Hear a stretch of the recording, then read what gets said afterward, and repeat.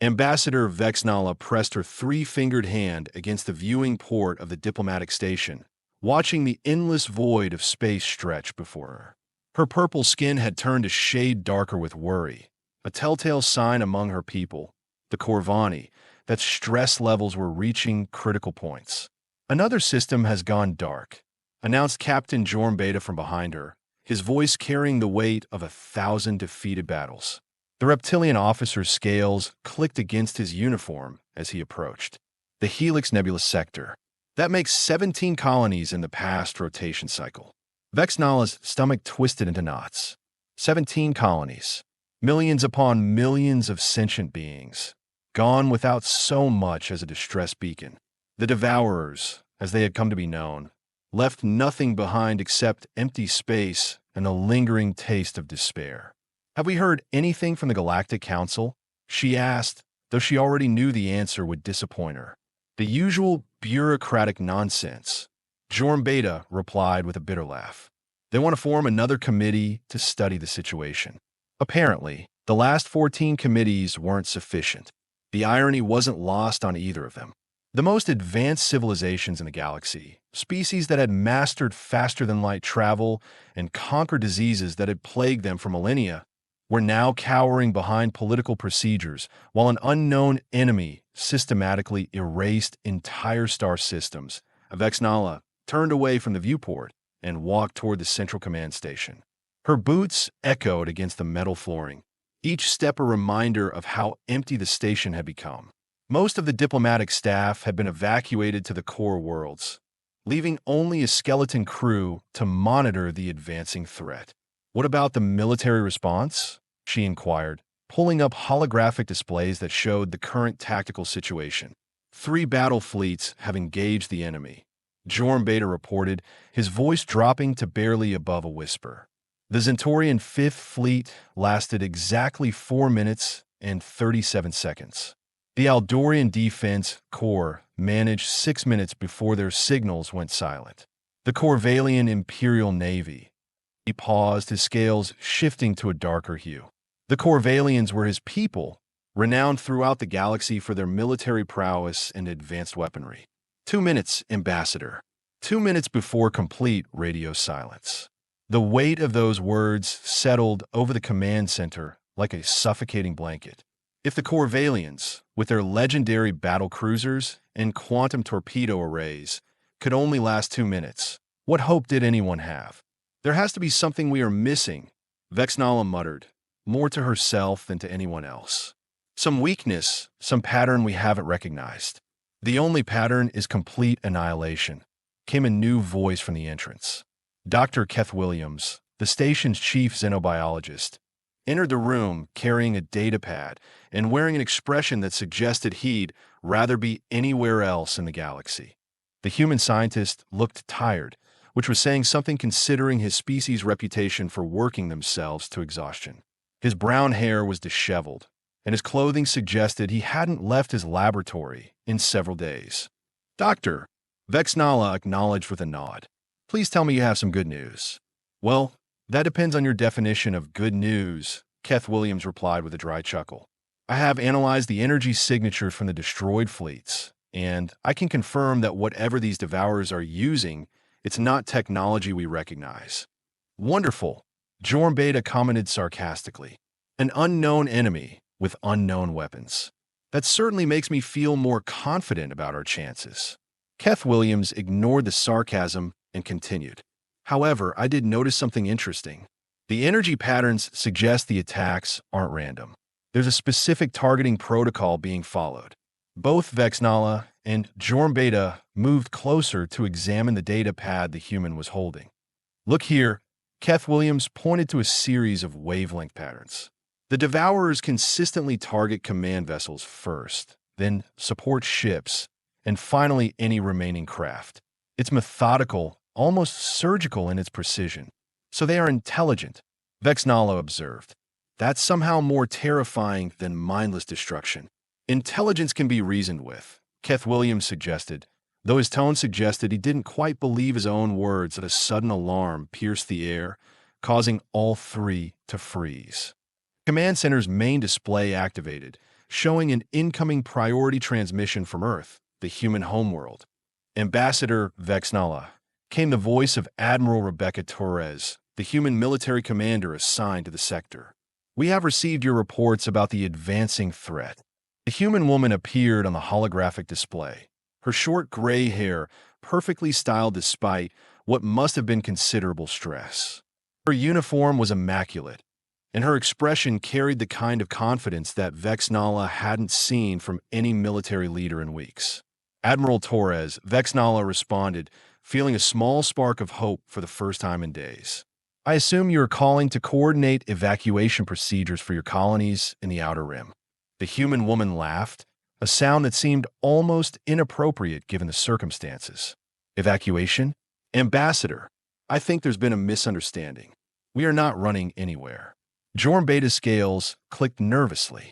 Admiral, with all due respect, 3 of the galaxy's most powerful fleets have been completely destroyed. The Corvallian Imperial Navy, renowned for their military excellence, lasted only 2 minutes against this threat. 2 minutes. Admiral Torres raised an eyebrow. Well, that's unfortunate for them. The casual dismissal of such devastating military defeats left both alien officers speechless. Admiral, Vexnala began carefully, perhaps you don't fully comprehend the magnitude of this threat. These Devourers have systematically eliminated every military force that has engaged them. Oh, I comprehend perfectly, Torres replied with a smile that didn't reach her eyes. What you might not comprehend is that those weren't human forces. The transmission ended abruptly, leaving the 3 officers staring at a blank screen. Did she just, Jorm Beta started, imply that human forces would perform better than the combined might of the galaxy's most advanced militaries? Keth Williams finished. Yes, I believe she did. Vexnala found herself caught between amazement and concern. Humans were relatively new to the galactic community, having achieved faster-than-light travel only a few centuries ago. Their technology was impressive, but not revolutionary. Their military forces were competent, but hardly legendary. Doctor, she addressed Keth Williams, your people do realize that this isn't some territorial dispute or resource conflict, correct? This is an extinction-level threat. Trust me. Ambassador, we are well aware of the stakes, the human scientist replied. But you might want to consider that humans have a different approach to impossible situations. Before anyone could ask what he meant by that, another alarm sounded. This time, the display showed multiple contacts appearing at the edge of the system. Dozens of ships, moving in perfect formation toward their position. Unknown vessels, identify yourselves. Jorm Beta transmitted on all frequencies. The response came immediately, and the voice was unmistakably human. This is Captain James Mitchell of the U.S. Defiance, commanding the Human Defense Fleet. We are here to deal with your Devourer problem. Vexnala's jaw dropped. Through the viewport, she could see the approaching human fleet. The ships were sleek and angular, nothing like the curved, elegant designs favored by most galactic civilizations. They looked functional, aggressive, and somehow hungry for battle. Captain Mitchell, she transmitted back, we appreciate your response, but you should know that every military force that has engaged this enemy has been completely destroyed. So we heard, came Mitchell's reply, and she could hear the amusement in his voice. Frankly, we are a little disappointed that nobody thought to call us sooner. Disappointed? Jorm Beta echoed incredulously. Look, no offense to your fancy fleets and their quantum torpedoes, Mitchell continued, but they have been fighting wars the civilized way for so long, they have forgotten what real warfare looks like. The human ships continued their approach, and Vexnala noticed something unusual about their formation. Instead of the standard defensive positioning favored by most fleets, the humans were arranging themselves in what appeared to be an attack formation. Captain, she said carefully, shouldn't you establish defensive perimeters and wait for the enemy to reveal themselves? The laughter that came through the communication system was genuinely delighted. Ambassador, with all due respect, defense is what you do when you are afraid of losing. We didn't come here to not lose. We came here to win. As if summoned by the human's words, space itself seemed to ripple at the edge of the system. The familiar signs of the Devourer's arrival began to manifest. Reality distortions, energy fluctuations, and that terrible sense of wrongness that preceded every attack. Here they come, Dr. Keth Williams announced unnecessarily, as everyone could see the sensor readings. The Devourers materialized out of nothing, their ships appearing as dark voids against the star field. They were massive, easily 3 times the size of the largest human vessels, and their very presence seemed to absorb light and hope in equal measure. All human vessels. Captain Mitchell's voice came across the communication channels, calm and steady, as if he were ordering coffee rather than facing an enemy that had destroyed entire fleets. You know the drill. Let's show these things what happens when you mess with the wrong species. What happened next would be remembered throughout the galaxy for generations to come, though many would refuse to believe the initial reports. Instead of waiting for the enemy to attack, the human fleet immediately accelerated toward the Devourers at maximum velocity. No defensive formations, no cautious probing attacks, no attempts at communication or negotiation. They simply charged straight at an enemy that had effortlessly destroyed every force that had dared to oppose them. Are they insane? Jorm Beta whispered, watching the tactical display with a mixture of horror and fascination. No, Dr. Keth Williams replied, his voice filled with something that might have been pride. They are human. The first human ship to reach the Devourer formation was the UES Retribution, a sleek destroyer that looked like a predator compared to the massive alien vessels. Instead of opening fire at maximum range, as every other species had attempted, Captain Lisa Park brought her ship to within mere kilometers of the enemy before unleashing her weapons. What is she doing? Vexnala gasped, watching the tactical display with growing alarm. She's going to be vaporized. The Devourers responded exactly as they had to every previous engagement. Dark energy beams lanced out from their vessels, the same weapons that had cut through Corvallian battle armor like tissue paper. But something unprecedented happened. The human ship didn't explode. It didn't disappear into nothingness. Instead, it rolled sideways at the last possible second, the deadly beams passing harmlessly through empty space while the Retribution's own weapons tore into the Devourer's hull. Impossible, Jean Beta breted. Those energy beams are supposed to be unavoidable. They track their targets. Dr. Keth Williams was studying his scanner readings with intense concentration. Not impossible. Improbable, but not impossible. Look at the timing. He transferred his data to the main display, showing the precise moment when Captain Park had executed her evasive maneuver. She waited until the last microsecond before the beam would have locked onto her ship's quantum signature. At that range, the targeting system couldn't compensate for such rapid movement. But how could she possibly know the exact timing? Vexnala demanded. Because, came Captain Mitchell's voice over the communication system, we have been studying your combat recordings for the past 3 weeks. Every engagement, every tactical decision, every failure. The human fleet had now engaged the Devourers in full combat, and the scene unfolding before them defied everything the galactic military had learned about warfare. Instead of maintaining safe distances and exchanging long-range fire, the humans were fighting at point-blank range, their ships weaving between the larger Devourer vessels like deadly dancers. This is madness, Jorm Beta muttered, but his tone suggested growing admiration rather than criticism. No, Dr. Keth Williams corrected, his eyes never leaving the display. This is adaptation. A massive Devourer cruiser, easily the size of a small moon, turned its attention toward the human flagship. The energy buildup from its primary weapon was visible even at their distance, a swirling vortex of destruction that had obliterated entire battle groups. Mitchell, get out of there! Vexnala found herself shouting into the communication system. Negative, Ambassador, came the calm reply. We are exactly where we need to be. Instead of fleeing, the UES Defiance accelerated directly toward the charging weapon. The move was so counterintuitive that even the Devourers seemed momentarily confused, their targeting systems struggling to process the data. To the last possible moment, Captain Mitchell executed a maneuver that should have been impossible for a ship of that size. The Defiance spun on its axis while simultaneously diving beneath the Devourer's firing arc, bringing all of its weapons to bear on what appeared to be an insignificant section of the enemy hull.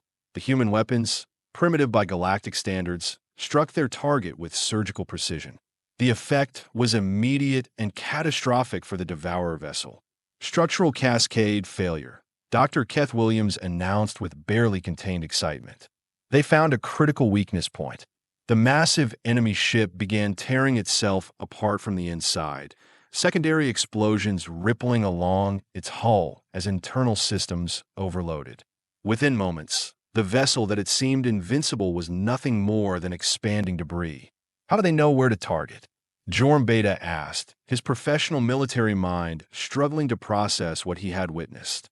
Simple, Captain Mitchell replied, apparently having overheard the question. We paid attention to what everyone else was shooting at. Then we shot at something different. The battle continued to rage around them, but the tide had clearly shifted. The Devourers, accustomed to facing enemies who followed predictable tactical doctrines, found themselves unable to counter human unpredictability. Where other species had maintained formation discipline, humans broke apart and attacked from impossible angles. Where others had relied on superior firepower, humans used precision strikes against vulnerable systems. Where others had fought defensively, humans pressed every advantage with relentless aggression.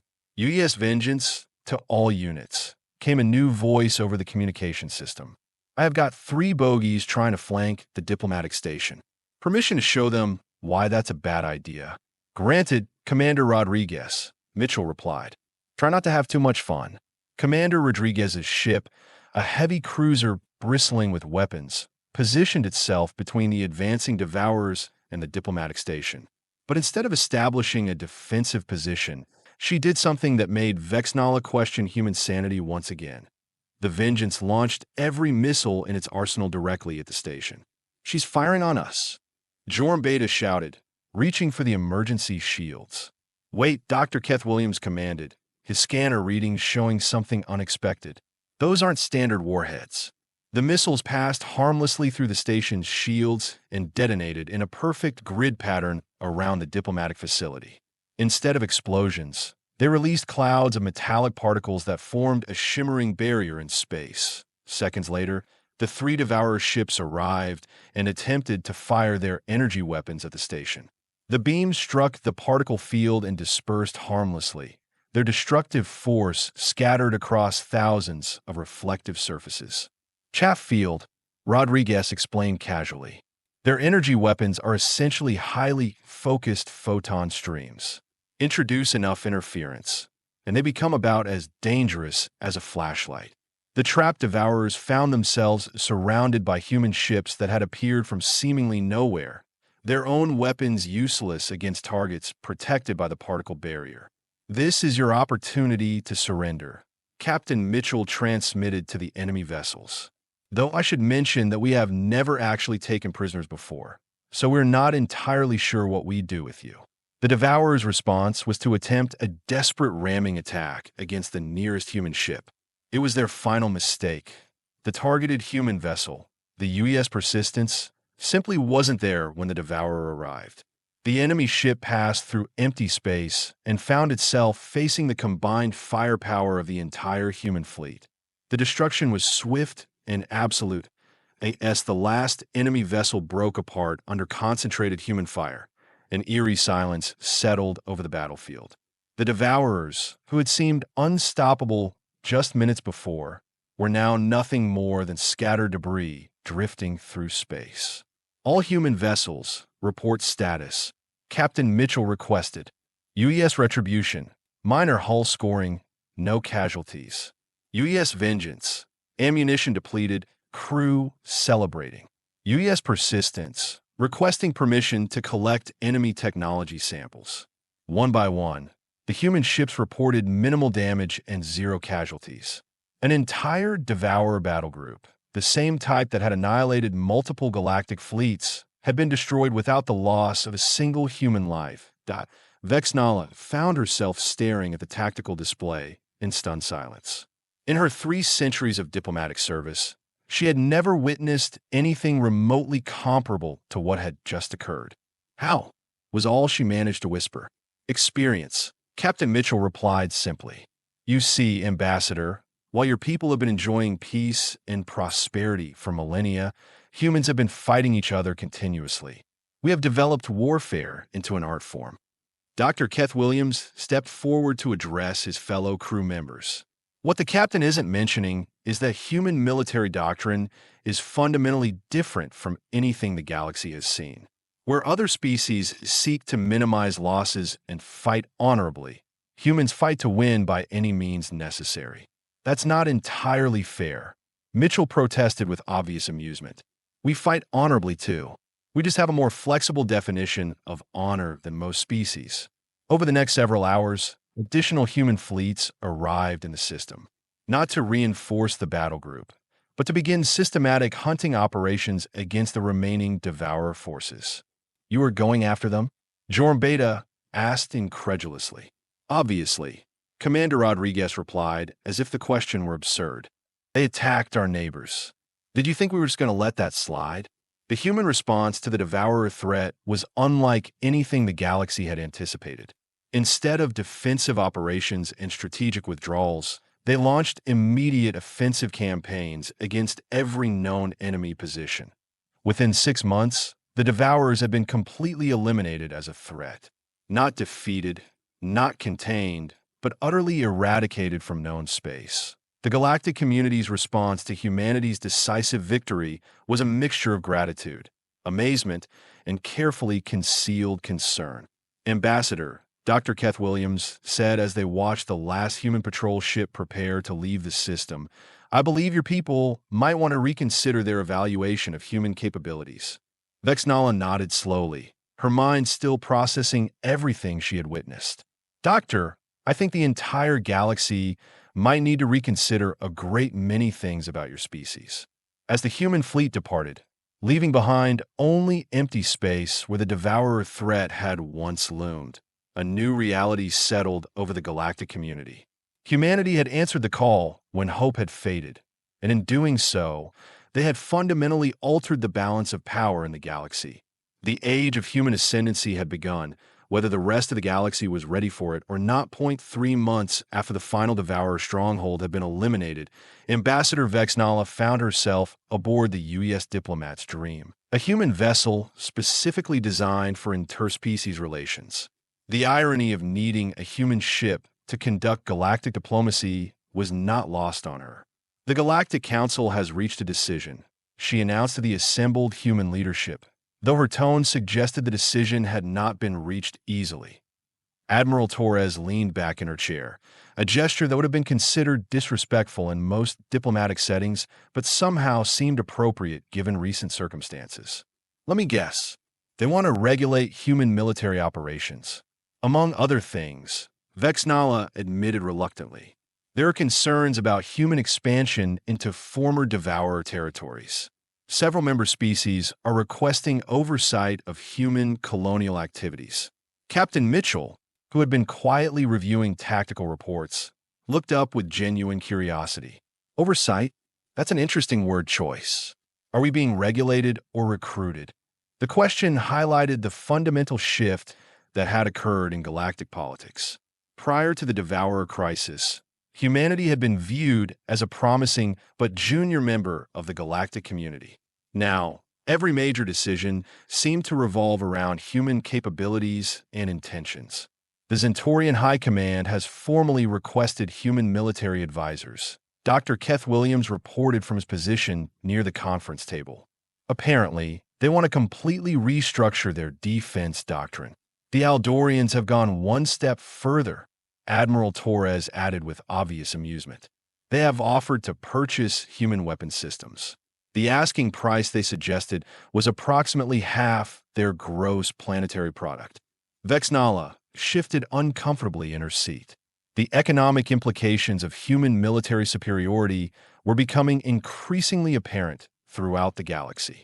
Traditional defense contractors were facing obsolescence, while human corporations found themselves overwhelmed with requests they had never anticipated. "There's another matter," she continued carefully. The Corvallian Empire has submitted a formal petition requesting human protection services for their outer colonies. The silence that followed this announcement was deafening. The Corvallians had long considered themselves the premier military power in the galaxy. Their request for human protection represented a complete reversal of established hierarchies. Protection services, Captain Mitchell repeated slowly. They want us to garrison their territory. More than that, Vexnala explained. They are offering to pay tribute in exchange for guaranteed human response to any external threats. Admiral Torres whistled softly. Tribute. Now, there's a word I never expected to hear in a diplomatic context. The transformation of human status from junior partners to galactic protectors had happened with startling rapidity. Within weeks of the Devourer elimination, human naval bases were being established throughout contested regions. Human patrol fleets had become a common sight in previously unstable sectors. The most interesting development, Dr. Keth Williams observed, is the effect on interspecies conflicts. Apparently, the mere possibility of human intervention has resolved 3 territorial disputes and 2 trade wars. Without any actual intervention, Captain Mitchell noted, just the knowledge that we might get involved was sufficient to encourage peaceful resolutions. Vexnala nodded grimly. The psychological impact of human military success has exceeded all projections. Species that have been enemies for centuries are suddenly finding diplomatic solutions to their differences. Fear is a powerful motivator, Admiral Torres commented with characteristic directness. It's not entirely fear, Vexnala corrected. There's genuine respect for human problem-solving capabilities. The Devourer elimination wasn't just a military victory. It was a demonstration of tactical innovation that has impressed military theorists throughout the galaxy. The conversation was interrupted by an urgent communication from a bridge. Admiral, we are receiving a priority transmission from Earth Command. The holographic display activated, revealing the image of General Harrison Beck, Supreme Commander of Human Defense Forces. His expression was serious but not alarmed, suggesting important news rather than emergency situations. Admiral Torres, Captain Mitchell, he began without preamble. We have received formal requests from 43 different species for military alliance agreements. The terms being offered are unprecedented. Define unprecedented, Admiral Torres requested. The hegemony of 12 has offered complete economic integration in exchange for human military guarantees. The Free Traders Alliance is proposing to restructure their entire commercial network around human shipping protection. The Academic Consortium wants to establish joint research facilities with guaranteed human security provisions. Captain Mitchell leaned forward with interest. What's the catch? No catch, General Beck replied. They're offering these arrangements voluntarily. Apparently, the alternative of facing unknown threats without human support is less appealing than accepting human influence over their affairs. The implications were staggering. Humanity was being invited to assume a leadership role that no single species had held in galactic history. The offer represented opportunities for expansion and influence that would have seemed impossible just months earlier. There's one more thing, General Beck continued. We have detected energy signatures consistent with Devourer technology in the outer spiral regions. Long-range reconnaissance suggests there may be additional enemy forces that were not part of the initial invasion. The mood in the conference room shifted immediately. The possibility of additional Devourer forces represented both a threat and an opportunity for humanity to further demonstrate its military capabilities. How large a force are we discussing? Admiral Torres inquired. Unknown at this time, but preliminary estimates suggest significantly larger than what we initially encountered. If accurate, we may be looking at the main Devourer fleet rather than the advanced forces we previously engaged. Vexnala felt her skin color shift to its darkest shade of concern. If there are more Devourers, the galaxy will need human protection more than ever. Exactly, Captain Mitchell agreed, which means our bargaining position just improved considerably. The practical reality of human ascendancy was becoming undeniable. Every crisis seemed to reinforce humanity's essential role in galactic security. Every diplomatic negotiation began with the assumption of human involvement. Admiral Dr. Keth Williams suggested, perhaps we should consider the long-term implications of accepting these alliance offers. We are essentially being asked to become the galaxy's military authority. The responsibility is significant, Admiral Torres acknowledged. But so are the benefits. Human expansion into previously restricted territories, access to advanced technologies, preferential trading relationships. We'd be establishing the foundation for human dominance for generations to come. Vexnala realized she was witnessing the birth of a new galactic order. Humanity's response to the Devourer threat had not only saved civilization, but had positioned humans as the dominant power in known space. The question, she said quietly, is whether humanity is prepared for the responsibilities that come with such influence. Captain Mitchell's response was delivered with the same confidence that had characterized human military operations against the Devourers. Ambassador, we have spent our entire history preparing for challenges we didn't know were coming. This is just another problem that needs solving. As the meeting concluded and preparations began for humanity's expanded role in galactic affairs, one fact remained clear. When hope had faded and the galaxy faced extinction, humans had not only answered the call, but had fundamentally transformed the nature of that call itself. The age of human leadership had begun, and the galaxy would never be the same.